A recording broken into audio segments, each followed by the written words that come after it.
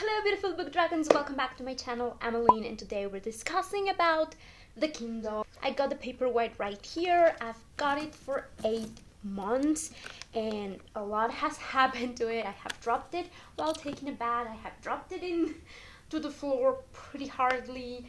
I have a little bit of like a malfunction which I want to talk to you about, because if you're getting something like this, it is a little bit of an investment to your reading. You don't want it to just last you a couple of months and then don't work. I've been having lots of comments in my other video when I recently got it and why I was making the change from my iPad to my Kindle. So I definitely want to talk about all of those things in this video and give you some tips and tricks so that you are prepared, either if you are looking into buying it and you are not sure, or if you bought it and it's about to come in and you are excited to get it, or if you already have it, there might be some stuff that you don't know about. So let's get started, shall we?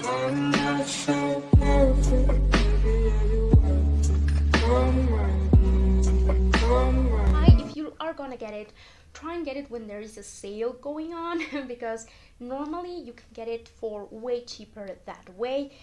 So it's not going to be such a big deal for you in your pocket to get it. And make a little budget for yourself, because we tend to just get overexcited about things like these and then be like, I need it, I'm gonna get it. Make sure that you're gonna use it. And if you're not traveling a lot right now, if you're still working from home and not going outside, maybe you won't use it as much. I will tell you, if you are a big fan of classic books and you want to read all the classics, there's a ton that you can get for free. It is a big difference between getting an ebook and a physical book. You really don't own the ebook. You can only read it here in the app, in the Kindle app. If you bought another book, say in iBooks or in any other platform, you won't be able to put it in here. You will have to convert it, and a lot of the times they have security so that you cannot do that. Now, there are ways around it. I'm pretty sure they're illegal, but you can find them. You can also search like how to take away the protection of ebooks and do that, because you know you already paid for it, but it's still not the same as owning a physical book. I do want to say that. Amazon is a huge company, we all know that, and when you buy an Amazon product, they would want you to buy from them. So if you buy these, they will want you to get the Kindle Unlimited subscription. Is it worth it? For me, it really isn't. The books that they have in there are not great, but I think you should go and check, because from place to place, from country to country, you will have different books. So check the ones that are available to you and see if you are going to read a lot of those. Then I think it's a great deal, but if you aren't, then don't even bother. I got it and I was reading for like a month or two. Not worth it. I was not reading the books that were in there, so for me it was no. Things to check if you want to get a Kindle. Number one, what is available in your Kindle? Some of them have Goodreads available. If that's a big deal to you, make sure that it is in your country. It wasn't in mine and I was a little bit disappointed. Another thing that you want to check is for ads. Some of the Kindles come with ads and you just want to see if yours will come with it or not. If you have a Kindle and it has ads, you can send an email and they will take them away from you, but of course you have to pay to do that. So see if that is something that would bother you a lot or not. Now into the ugliness that has happened since I've got it. Number one, I've dropped it in the bath and it was completely fine, which was really great because I was really scared. Like, if you get in the bath, you don't have to wipe your hands before grabbing your book, because when you have a physical copy, or at least when I have a physical copy, I'm always like, really awkwardly trying to read. Not with this. It slipped one time and it went to the bottom and I thought that's it. I'm done with my Kindle. Kindles do come with this waterproof kind of a thing, but I wouldn't just like submerge it and leave it there for a while. Depending on where you live, depending on where your country is, you will have or not the guarantee.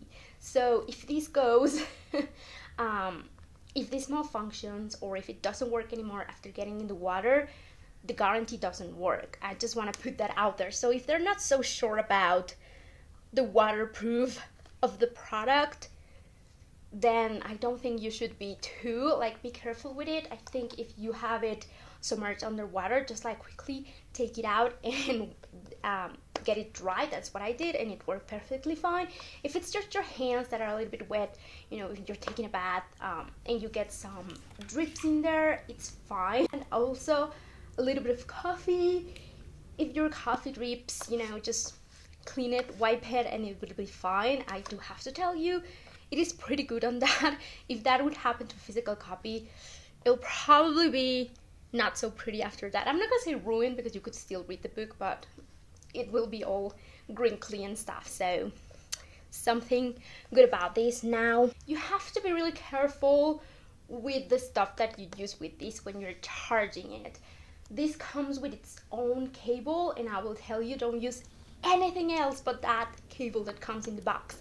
If that cable gets ruined, if you somehow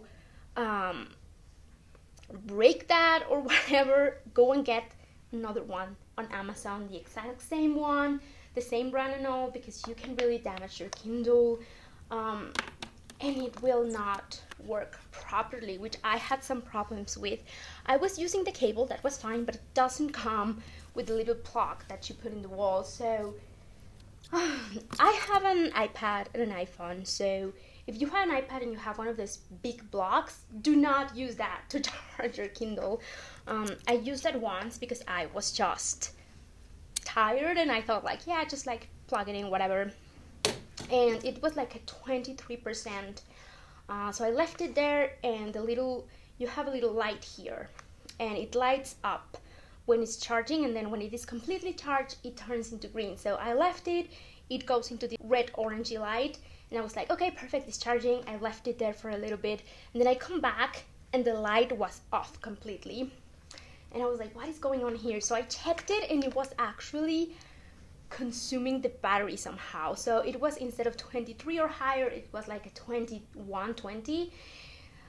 So I panicked and I'm like, oh my gosh, I'm totally ruining the battery. You will ruin the battery if you do that. You want to be very careful. So don't use those big blocks, use the small ones. When you buy the Kindle, it will come with a little mini white book. You want to see that because there it will tell you exactly how to charge it, what instruments to use.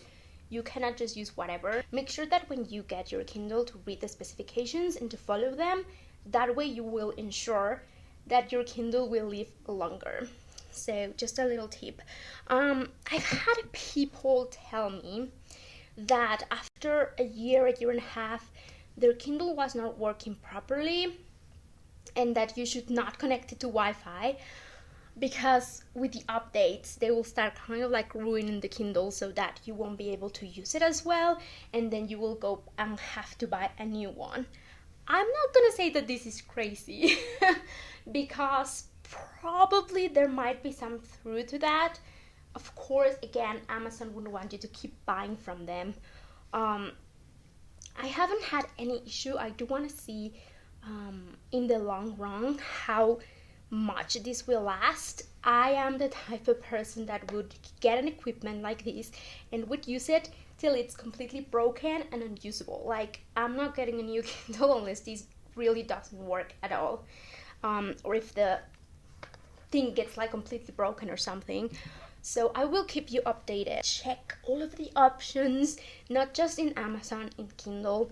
There's lots of different e-readers that you could check out and make sure that it works in your budget and in your function. What do you want to use it for? How often are you going to be using it?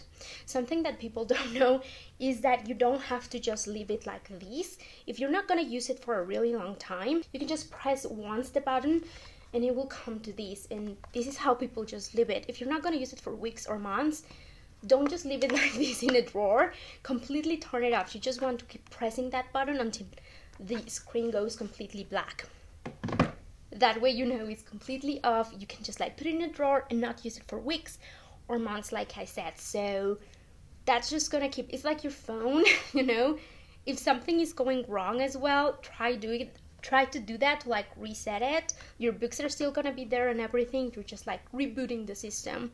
So to make sure that it's like an easy malfunction or something that can be like pretty easily done and fixed. So try that. Don't just leave your Kindle there like try to, like, if you are keeping good care of it, I think it's going to be fine. I hope that it's going to be fine. Up to now, that's the only little issue that I had with the battery, and it was kind of my fault for not following the specifications, so make sure you do that. And also, make sure that you get your money back. Like, this is, if you compare it to a book, it is very expensive, but if you are taking advantage of all the sales and things that Amazon have, definitely worth it. I have a lot of classics. I don't buy classics anymore, and I'm a huge fan of classics, so to me, getting them for free is great. However, I'm gonna tell you, if you're reading them for school, you might be better off getting the Penguin Classics editions, the Oxford World Classics. In that case, you will have to pay a little bit more, but they are less expensive to buy as an ebook than to buy the physical copy. I will say that. So make sure that you're using all of the functions, you know. Change the font to see the one that you like. Use the dictionary. English is not my first language, so for me the dictionary is fantastic because I can just click on a word and it will give me the definition, and that is great. And then you can go and review the words that you were looking for, etc. So use all of the functions. Like, when you get it, go through all of the buttons and make sure that you know how every single thing works. Just to make the most out of it. Check the deals every single day.